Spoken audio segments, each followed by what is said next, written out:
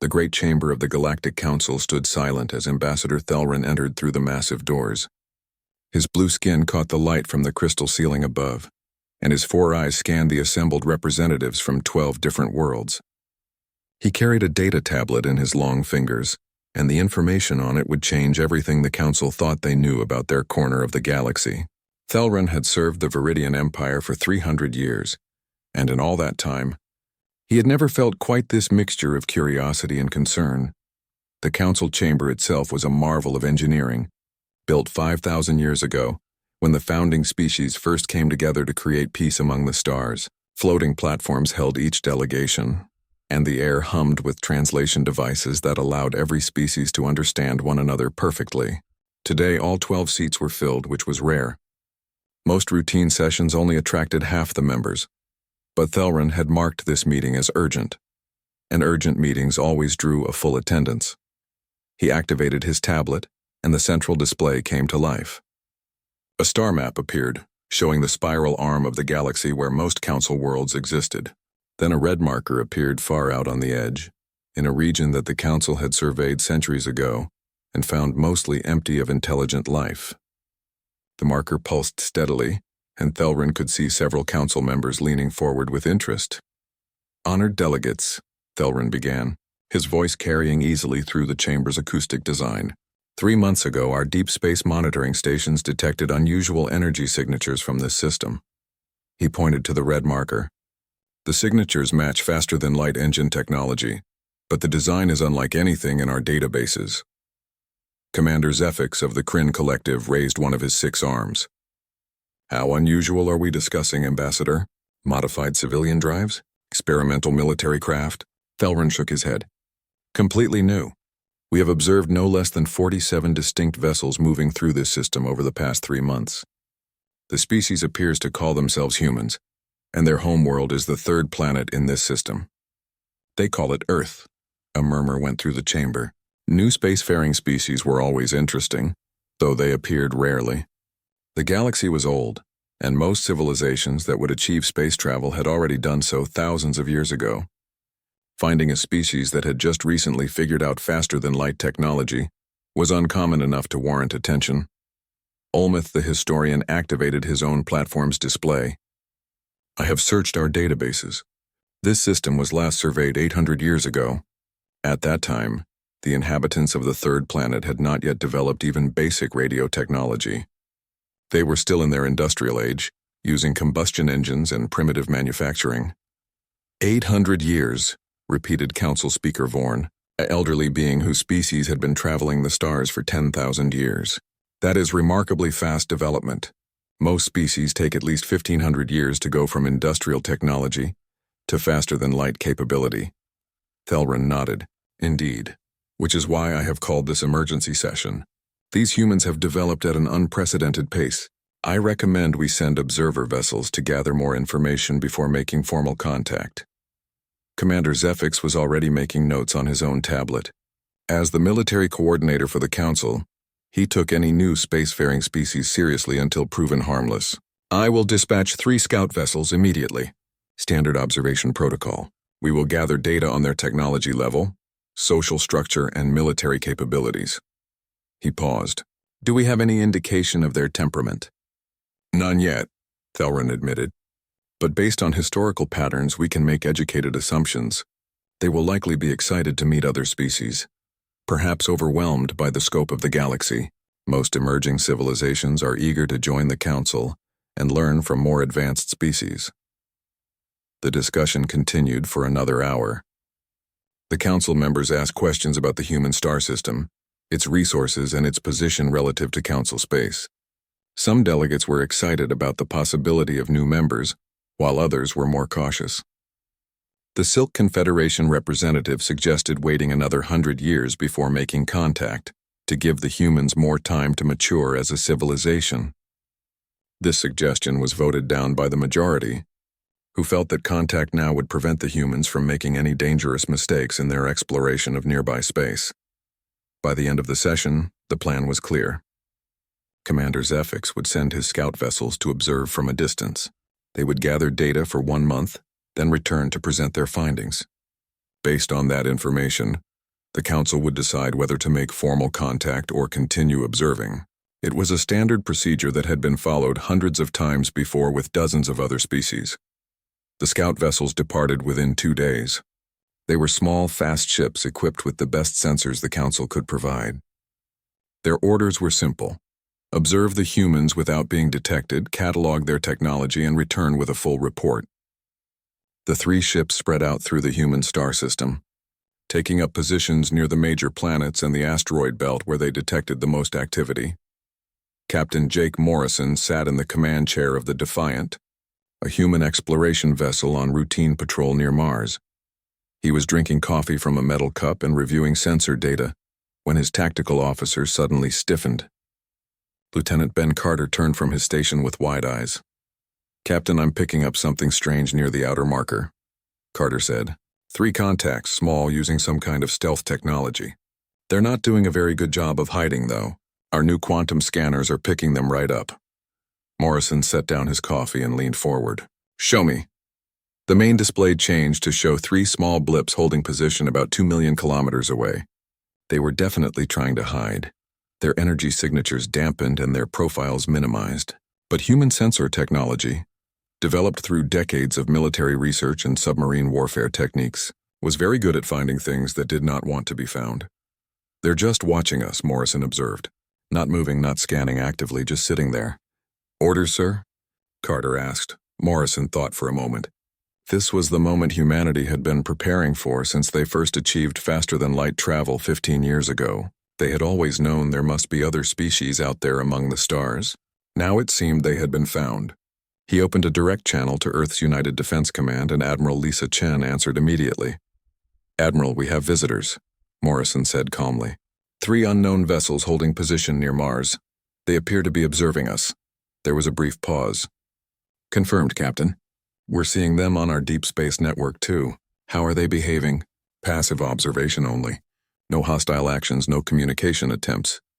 "Maintain current status," Admiral Chen ordered. "Do not approach them. Do not take any aggressive action, but go to full defensive readiness. I want every ship in the solar system on alert. Let's show our new friends that we see them, but we're not afraid of them." Morrison smiled slightly. "Understood, Admiral. Defiant going to defensive condition 2.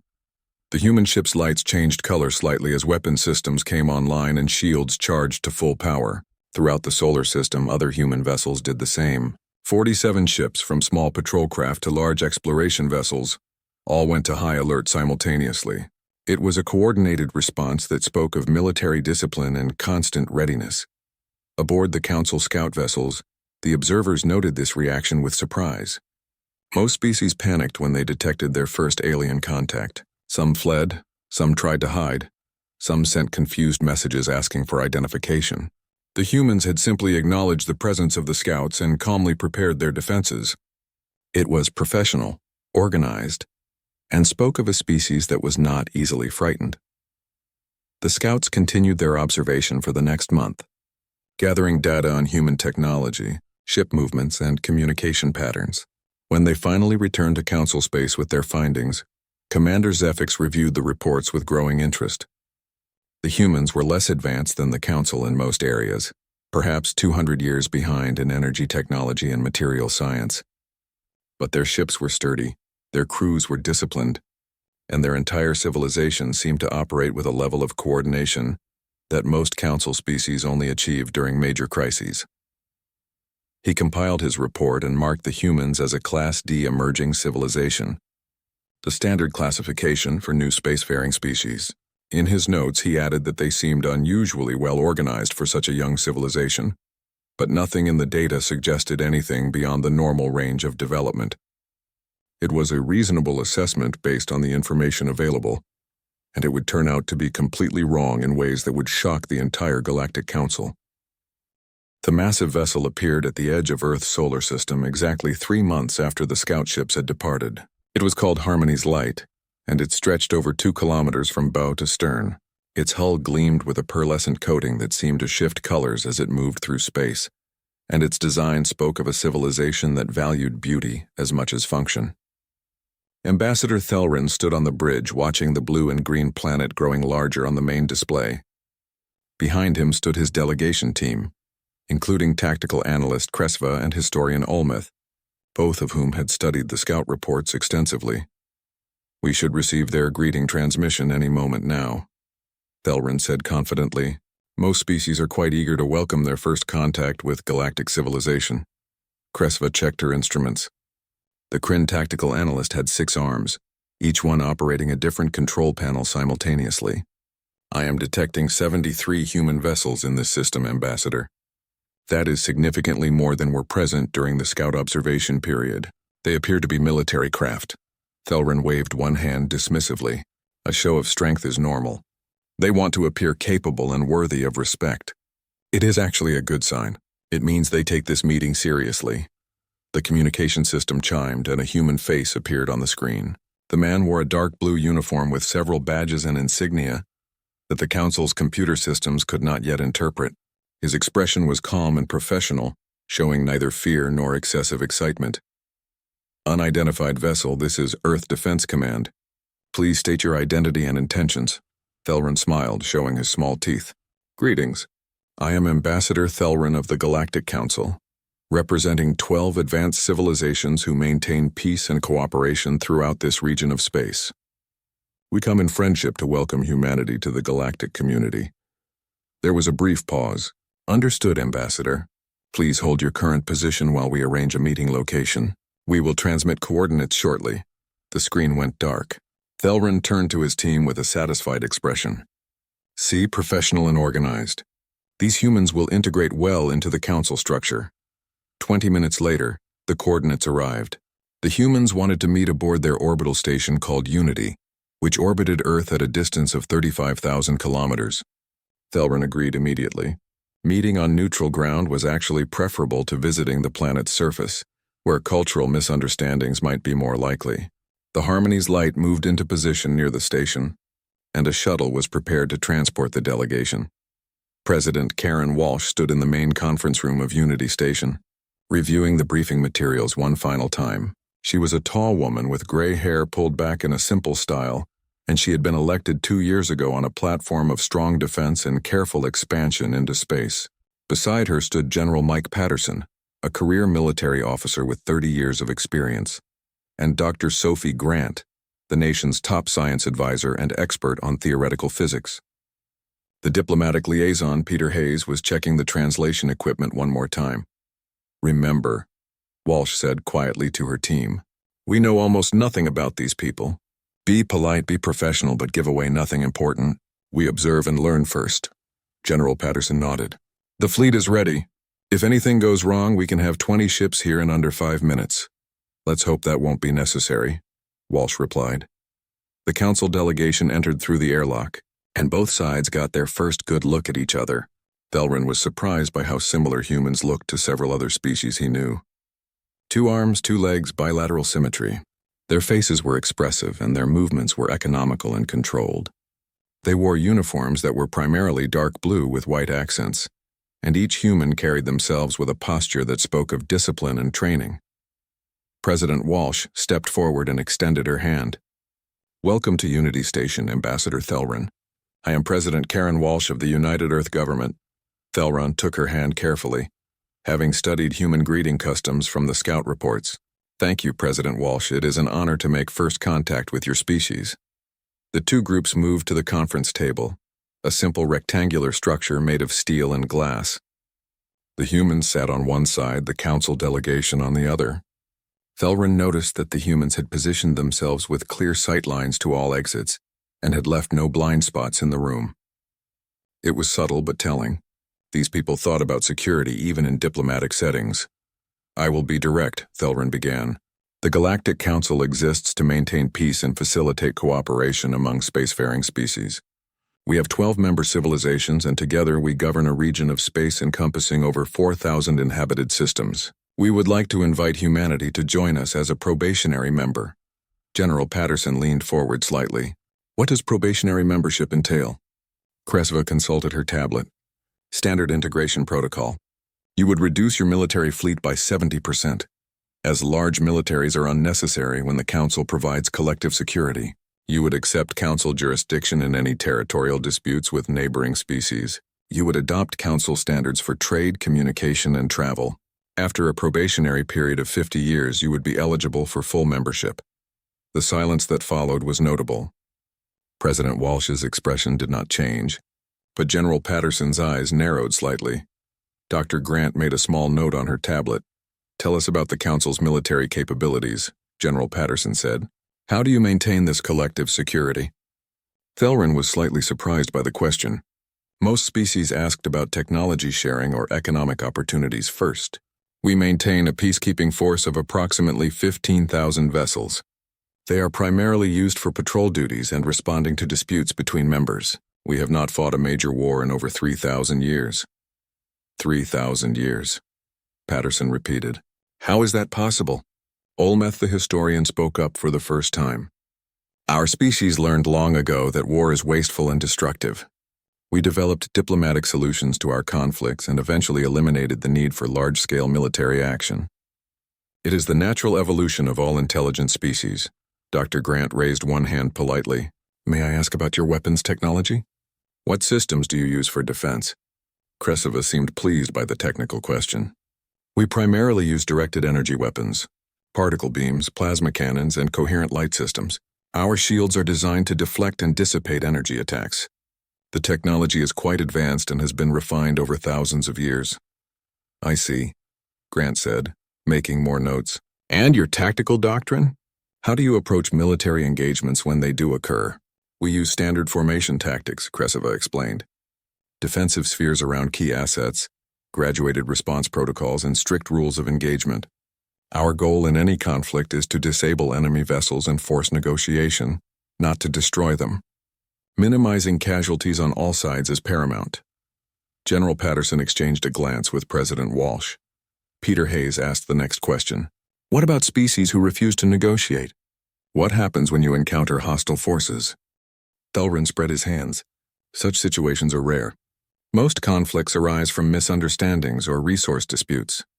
When faced with the combined might of the Council, very few species choose to continue hostilities. The few pirate groups that operate on the fringes of Council space are more of a nuisance than a real threat." President Walsh stood, signaling that the meeting was moving to its next phase. "Ambassador, your offer is generous and we appreciate the Council's willingness to include humanity. However, we will need time to consider these terms. Our civilization has different traditions and different approaches to many of these issues. We would like to request a period of study and discussion before making any commitments." Thelron stood as well, perfectly satisfied with this response. "Of course, President Walsh, this is exactly the response we expected. Most species need time to adjust to the reality of galactic civilization. Please take all the time you need. We will remain in your system for another week if you have additional questions." The meeting concluded with polite farewells and an agreement to meet again in 3 days. As the Council delegation returned to their shuttle, Thelrin felt confident that everything was proceeding normally. The humans were cautious, which was wise. They asked good questions which showed intelligence. They would eventually accept the Council's terms, perhaps with minor modifications, and become productive members of the galactic community. On Unity Station, President Walsh gathered her team in a secure briefing room. "Impressions?" she asked. General Patterson spoke first. "They're arrogant. They assume we'll just accept their terms because we're new and they're established. They've been at peace so long they've forgotten what real conflict looks like." Dr. Grant nodded. "Their weapons technology is advanced but specialized. Everything is designed around energy weapons. Their shields, their tactics, their entire military doctrine assumes that everyone fights the same way they do.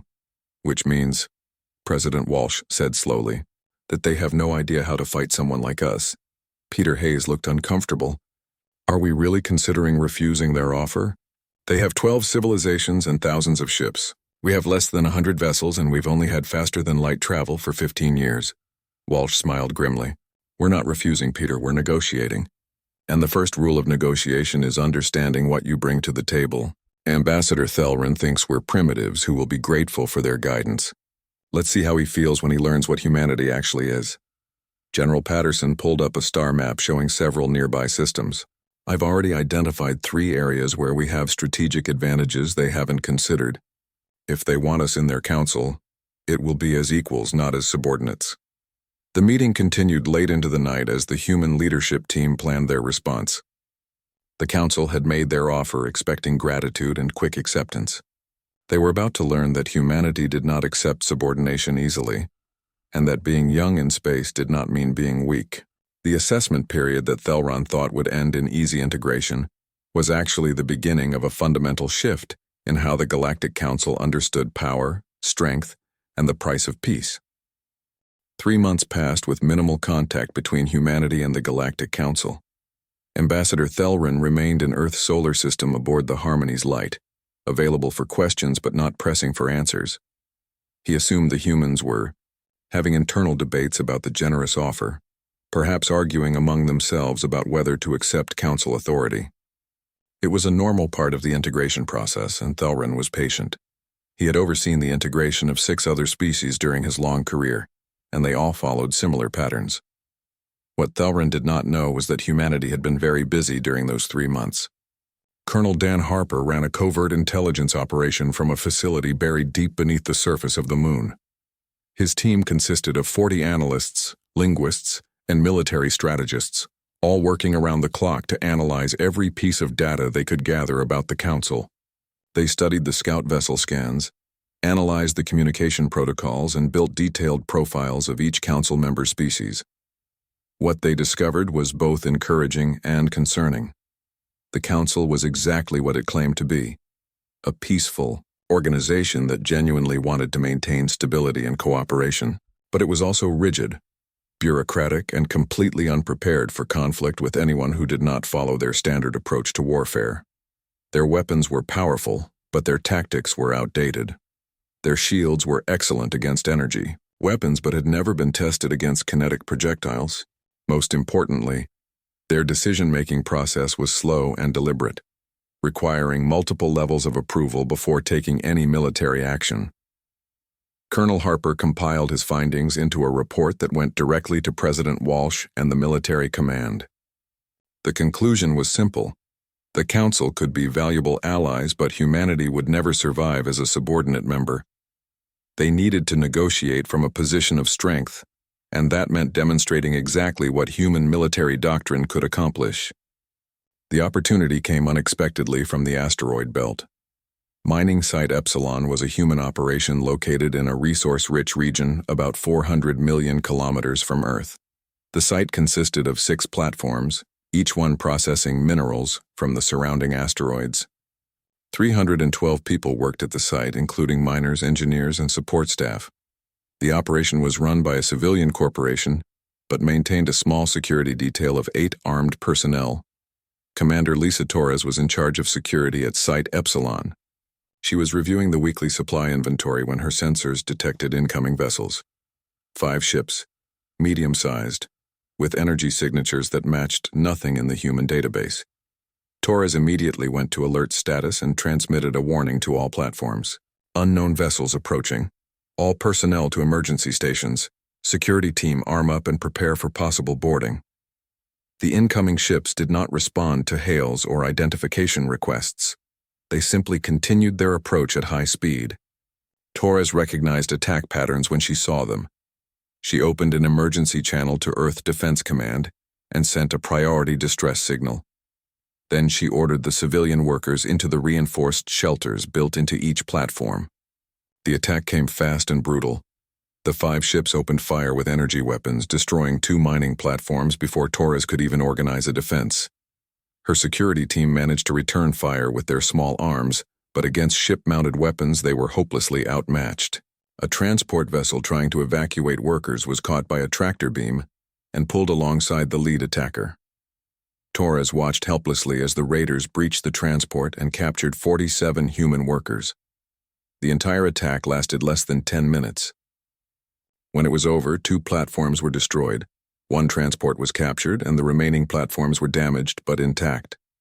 Torres and her surviving security team held their positions, expecting the raiders to come for them next. Instead, the 5 ships simply held position, their weapons still trained on the mining site. A communication came through on standard frequencies. The alien voice was translated by human computer systems into flat, emotionless speech. This site now belongs to the Talaran Raiders. You will cease all operations and await further instructions. Your workers will be returned when appropriate compensation is provided.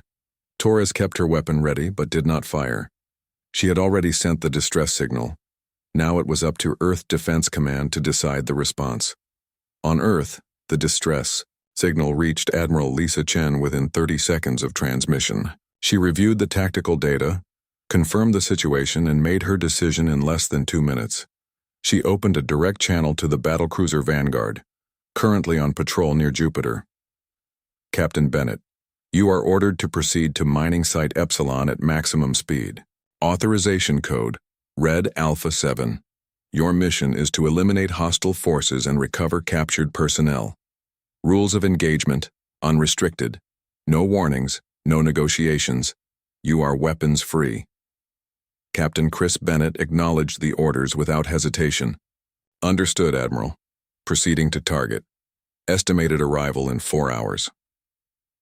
The Vanguard was one of humanity's newest warships, built with every lesson learned from centuries of naval warfare translated into space combat. It stretched 400 meters long and carried enough firepower to level a small city. Its crew of 230 people had trained for exactly this kind of scenario. Bennett ordered battle stations and the ship accelerated to its maximum faster-than-light speed. Ambassador Thelrin received the distress call through Council monitoring systems about an hour after it was sent. He immediately contacted President Walsh and offered assistance. We have detected the attack on your mining operation. The Talaran Raiders are a known criminal group. The Council can dispatch a peacekeeping force to negotiate for the return of your people. Our ships can be there in approximately 6 weeks.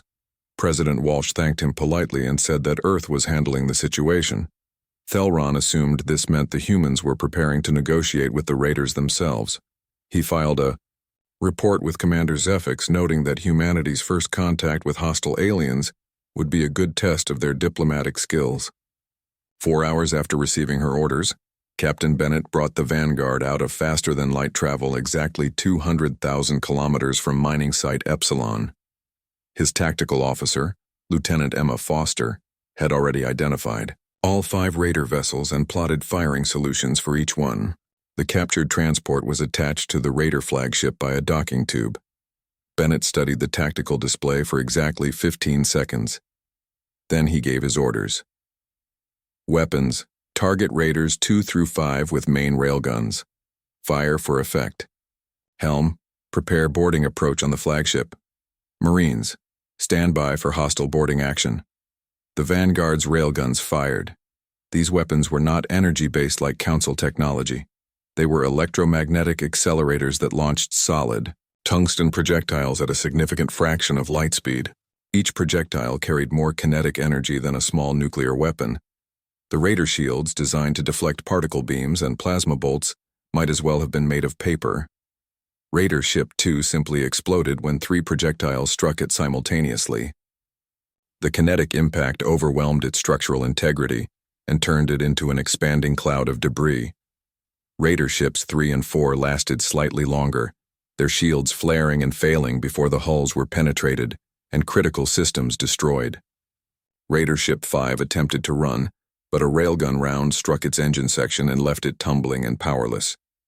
The entire engagement took 7 minutes from the moment the Vanguard dropped out of faster-than-light travel. Captain Bennett did not celebrate or pause to assess damage. He immediately ordered the Vanguard to close with the Raider flagship, which was frantically trying to detach from the captured transport and escape. Negative, Bennett said calmly. Tactical. Disable their engines but do not destroy the ship. I want those people back alive. A precise railgun shot took out the flagship's main drive. The Raider vessel went dark, running on emergency power only.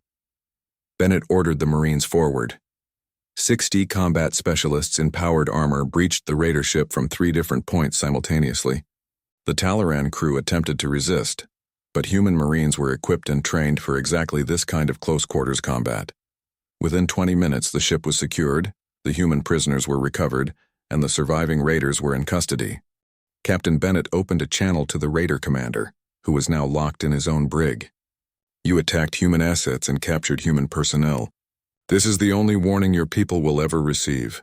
Any future attacks on humanity will receive the same response. No negotiations, no warnings, no mercy. Tell the others. He ordered the Raider flagship's navigation systems downloaded, identified the locations of 3 more Talaran Raider bases from the ship's computer, and transmitted all the data back to Earth Defense Command. Then he took the 47 rescued workers aboard the Vanguard and left the disabled Raider flagship floating in space as a warning to anyone else who might consider humans easy prey. Commander. Zefix was reviewing routine patrol reports when the priority alert came through. His 6 arms moved rapidly across his control panels as he pulled up the sensor data from the engagement. For a long moment, he simply stared at the numbers. 7 minutes. The humans had destroyed 4 ships and disabled a 5th in 7 minutes. No warnings, no attempts at communication, no diplomatic protocols. Just immediate and overwhelming violence. He replayed the engagement 3 times, analyzing every aspect of the battle. The human weapons were devastating against shields designed for energy warfare. The human tactics showed no concern for traditional rules of engagement. The human response time from distress call to combat action was impossibly fast by Council standards. Zefix immediately upgraded humanity's classification from Class D to Class B and requested an emergency council session. As he compiled his report, he realized that every assumption the council had made about these newcomers was wrong. They were not primitives waiting to be guided. They were not peaceful explorers hoping to join a galactic community. They were warriors who had somehow achieved space travel without ever learning to stop fighting. Ambassador Thelrin received Zefix's report with disbelief. He checked the data 3 times, certain there must be some mistake. But the sensor readings were clear, and multiple council monitoring stations had recorded the same engagement. He stood in his quarters aboard the Harmony's light and stared at the blue and green planet below, suddenly understanding that his careful diplomatic approach had been based on completely false assumptions. The humans were not going to accept probationary membership or reduce their military capabilities. They were not going to follow council protocols or accept council authority. They were going to negotiate as equals, and they had just proven that they had the strength to back up that position. The council chamber had never been so tense in Ambassador Thelrin's 300 years of service. All 12 delegations sat in their floating platforms, but instead of the usual calm discussion, voices were raised and arguments flew back and forth across the Great Hall. The holographic display in the center showed the engagement between the human vessel Vanguard and the Talaran Raiders, playing on a loop for the 5th time. Each replay made the council members more uncomfortable. Speaker Vorn called for order by activating the chamber's sound dampeners, which limited each delegation to their assigned speaking time. "We must approach this situation calmly and rationally," the elderly being said. "Commander Zefix, please present your complete analysis." Zefix activated his tactical display and the numbers appeared for everyone to see. The human response time from distress signal to combat engagement was 4 hours. By council standards, this is essentially instantaneous. Our own protocols would have required committee review, ethical assessment, and diplomatic inquiry before dispatching military forces. This process typically takes between 48 and 72 hours. One of the delegates from the Silk Confederation interrupted. "Surely that is simply because they are new to space and have not yet established proper procedures." Zefix's 6 arms moved in a gesture that indicated disagreement. "Respectfully, I believe it indicates something far more significant. The humans did not hesitate because they have a fundamentally different approach to conflict resolution. They do not view military action as a last resort. They view it as the appropriate response to direct threats." The hologram shifted to show detailed scans of the human weapons. Kresova, who had been studying the data non-stop since the engagement, provided additional commentary. "Their kinetic weapons are primitive in design but devastatingly effective. Our shields are optimized to disperse energy across a wide surface area.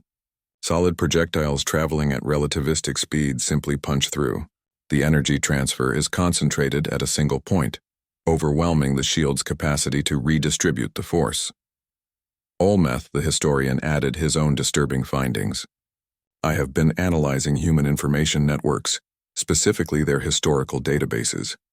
This species has been at war continuously for their entire recorded history. They have fought each other in conflicts ranging from small tribal disputes to planetary wars involving hundreds of millions of casualties. They developed nuclear weapons and used them against each other. They created chemical and biological weapons. Their entire technological development has been driven by the need to fight more effectively. The chamber fell silent. This was unprecedented in Council experience. Every other species had achieved internal peace long before achieving space travel. War was supposed to be something that civilizations outgrew as they matured. The idea of a species that had never stopped fighting, that had brought their weapons and tactics into space with them, was deeply unsettling. Ambassador Thelrin finally spoke, his voice strained. I have been in contact with their government. They have agreed to send a military representative to address the Council. I believe we should hear what they have to say before making any decisions.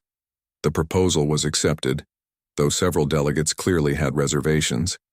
2 days later, General Laura Martinez arrived aboard the human destroyer Sentinel.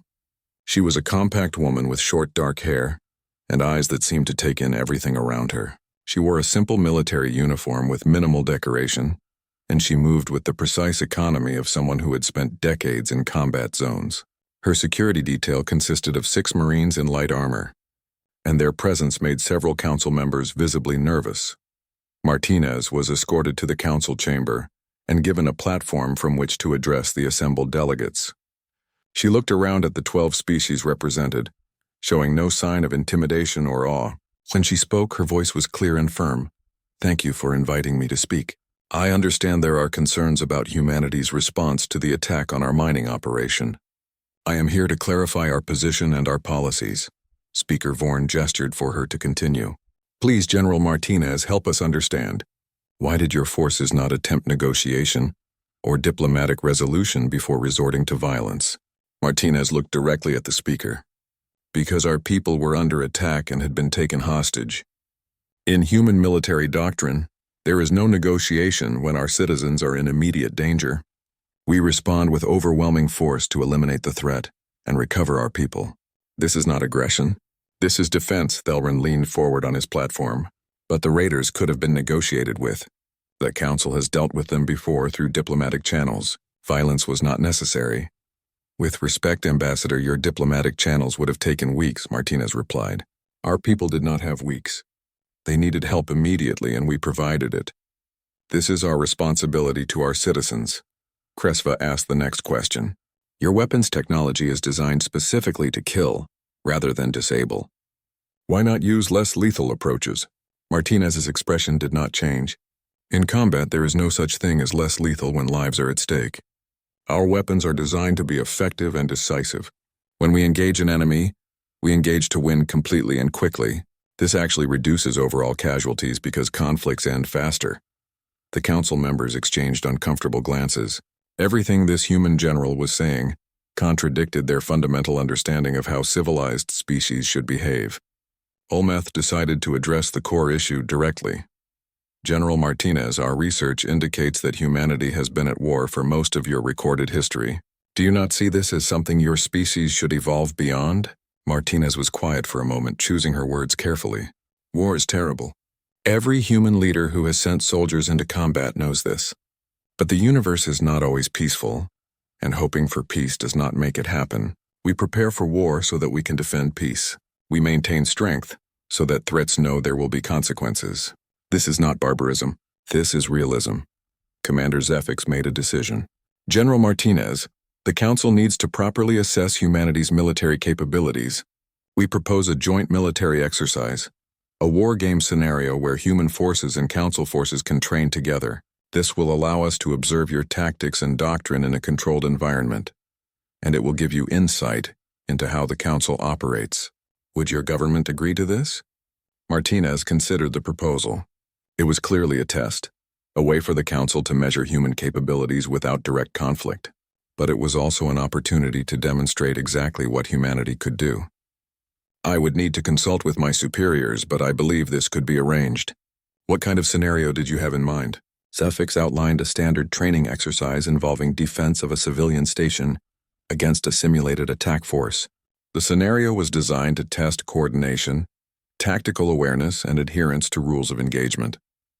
It was something the Council had done hundreds of times with their own forces. We would assign our second-tier military units, Zefix explained. This would give both sides a fair assessment without risking our primary defense forces. The exercise would be monitored by neutral observers and all weapons would be set to simulation mode only. Martinez nodded slowly. How many vessels are we talking about? The Council would field approximately 30 ships of various classes. We would expect humanity to bring a comparable force. 30 ships, Martinez repeated, doing calculations in her head. We can manage that. I will recommend that Earth Defense Command accept this proposal. The discussion continued for another hour, working out details of location, timing, and rules of engagement. Throughout it all, Martinez remained calm and professional, answering questions about human military structure and capabilities without revealing anything too specific. She was clearly a skilled negotiator as well as a military officer. When the session finally ended, Martinez and her security detail departed. The council chamber remained silent for several minutes after the humans left. Finally, Speaker Vorn spoke what everyone was thinking. We have made a serious error in judgment. These humans are not primitives who need our guidance. They are warriors who have brought their entire violent history into space with them. Thelrin nodded slowly, his earlier confidence completely gone. The question now is whether that makes them dangerous enemies or valuable allies. Kresova pulled up the tactical data one more time. The war games will answer that question. If their performance against the raiders was exceptional luck or circumstance, our forces will expose their weaknesses. If it was representative of their actual capabilities, then we need to completely reconsider how we approach this relationship. Commander Zephyx was already making preparations, selecting the ships and crews that would participate in the exercise. He chose experienced vessels with proven combat records from the rare conflicts the Council had faced. He wanted to give the humans a proper challenge, to see how they performed against organized, well-trained opposition rather than simple pirates. What he did not yet understand was that humanity had been preparing for organized, well-trained opposition for thousands of years. Every war they had fought, every battle they had analyzed, every tactical innovation they had developed had been against enemies who were also organized and well-trained. The Council was about to discover that fighting humans was very different from fighting anyone else in the galaxy, and that difference would change everything about how they understood military power. The war games were scheduled for 3 weeks from the current date, in a region of space called the Theta Sector. Both sides would have time to prepare to select their forces and plan their strategies. For the Council, it was a chance to properly assess this new species and determine how they fit into the galactic order. For humanity, it was an opportunity to show the Council exactly what they were dealing with, and to negotiate their position from a place of demonstrated strength rather than assumed weakness. The Theta Sector was a region of empty space chosen specifically for military exercises because it contained nothing of value that could be accidentally damaged. 3 weeks after the Council meeting, both fleets arrived at the designated coordinates and began their final preparations. The Council force consisted of 30 vessels, ranging from small frigates to heavy cruisers, all staffed by experienced crews who had trained together for years. Commander Zephyx personally oversaw the operation from his command ship, confident that his forces would demonstrate the superiority of proper military discipline and tactics. The human fleet was smaller than expected. Admiral Greg Foster commanded only 6 vessels, the carrier Arlington, 3 destroyers named Falcon, Hornet, and Raptor, and 2 support frigates called Guardian and Shield. The Council observers noted this disparity with satisfaction, assuming the humans simply did not have enough ships to field a full 30-vessel force. What they did not understand was that human military doctrine did not emphasize numerical equality. It emphasized effectiveness. The exercise scenario was straightforward. A civilian station sat at the center of the combat zone, representing a colony outpost under attack. The Council force would play the role of attackers, attempting to disable the station's defenses and force a surrender. The human force would defend the station and repel the attack. All weapons were set to simulation mode, which meant they would register hits and damage without actually destroying anything. Neutral observers from both sides monitored the exercise to ensure fair scoring. Admiral Foster stood on the bridge of the Arlington studying the tactical display. Beside him, his operations officer, Captain Helen Price, was coordinating with the other ship commanders. Foster had spent the past 3 weeks studying every piece of data available on Council tactics, and he had identified several weaknesses that he intended to exploit. "They fight like they've been at peace for 3,000 years, Foster said quietly to Price. "They maintain formations because formations look organized. They follow rules of engagement because rules make them feel civilized. They've forgotten that war is chaos and the side that controls the chaos wins." Price nodded. "All ships report ready, Admiral.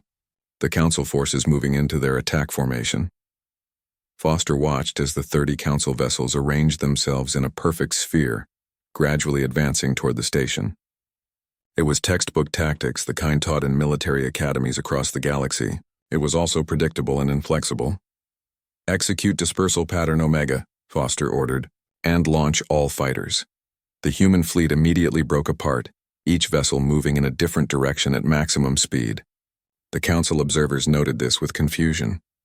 Standard defensive doctrine called for concentrating forces around the asset being defended. The humans were doing the opposite, scattering their ships across the combat zone in what appeared to be random patterns.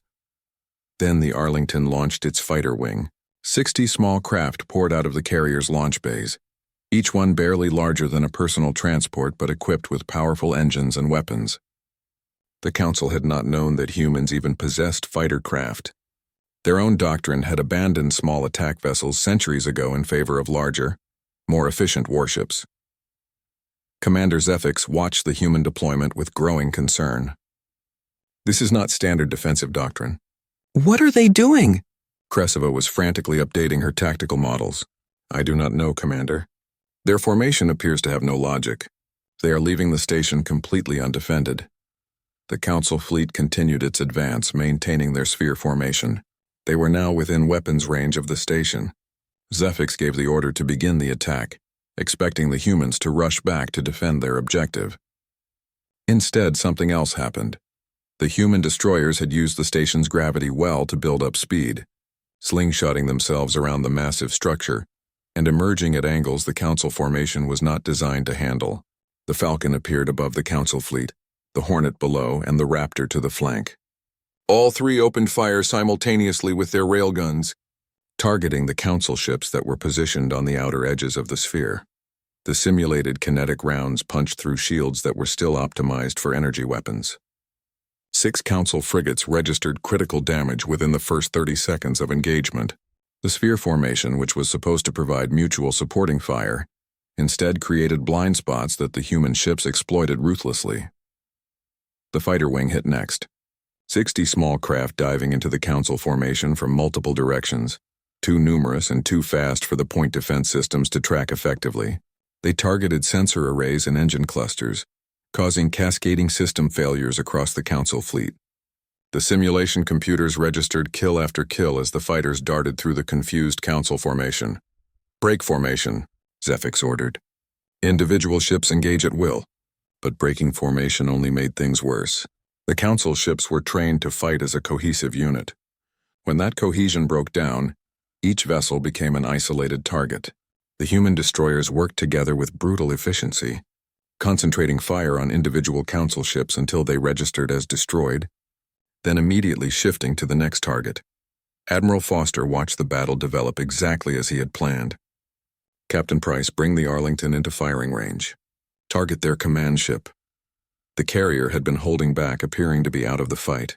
Now it surged forward, its main batteries opening fire on Zefix's command vessel. The Guardian and Shield moved with it, their defensive systems intercepting the few Council weapons that managed to lock onto the Arlington. In human naval doctrine, carriers were valuable assets that needed protection, but they were also powerful warships when properly supported. The exercise lasted 23 minutes. At the end, the simulation computers declared 28 Council vessels destroyed or disabled, with 2 managing to retreat from the combat zone. The human fleet had sustained moderate damage to the Falcon and light damage to several fighters. Not a single human vessel registered as destroyed. The civilian station remained completely intact and unharmed. Commander Zefix sat in silence, staring at the tactical readout. It was impossible. His force had outnumbered the humans 5-1. His crews were experienced and well-trained. His ships were technologically superior in almost every category, and yet they had been completely destroyed in less than half an hour. "Request a second exercise," Zefix said quietly. We need to verify these results. Admiral Foster agreed immediately. The Council force was reinforced with additional ships from their first-tier units, bringing their total to 60 vessels. The scenario was run again with the sides reversed, the humans attacking and the Council defending. The result was even more decisive. The human fleet tore through the Council defenses in 35 minutes, with Captain Amy Richardson of the Falcon executing a maneuver that involved shutting down her ship's power systems to drift, undetected before suddenly reactivating and striking, from an unexpected angle. After the second exercise, Zephyx called for a halt. There was no point in continuing. The message was clear. Humanity did not just have different weapons or different ships. They had a completely different understanding of how warfare actually worked. They sacrificed positional advantage for attack opportunities. They used damaged ships as decoys. They coordinated their fleet movements with a precision that suggested either telepathy or an unprecedented level of training. The tactical debriefing took place aboard the Arlington. Admiral Foster invited the Council observers to see how human forces operated. He was joined by tactical coordinators Lieutenant Commander Nina Torres and Major Ryan Clark, who walked the Council delegation through human military philosophy. "We study war," Foster explained simply, "not as a historical curiosity but as a science. We have theorists who have spent their entire lives analyzing conflict. We have officers who train for decades in tactics and strategy. When we fight to win completely and decisively, because anything less just prolongs the suffering." Cresva asked about the fighter craft. Torres explained that small attack vessels allowed concentration of firepower without concentrating valuable assets. One carrier can deploy 60 fighters. Destroying all 60 requires 60 successful attacks. Destroying one heavy cruiser requires one successful attack.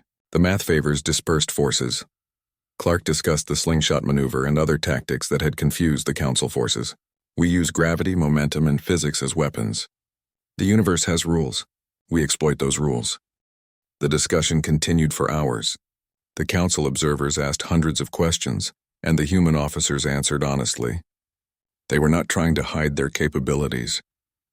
They were demonstrating them clearly so that there would be no misunderstanding about what humanity brought to any future relationship. Ambassador Thelron attended the debriefing, and afterward he requested a private meeting with Admiral Foster. The two sat in the Arlington's observation lounge, looking out at the stars. "I need to apologize," Thelron said.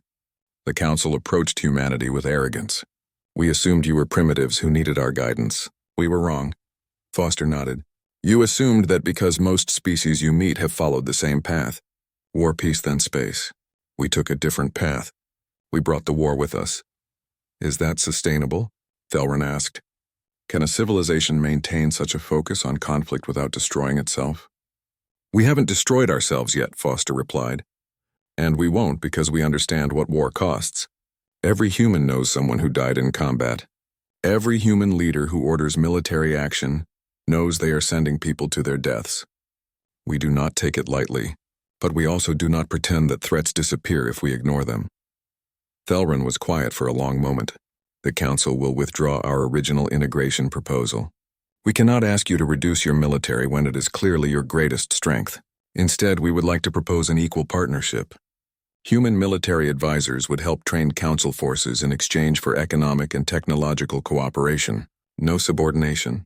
No probationary period. Full membership with equal voting rights."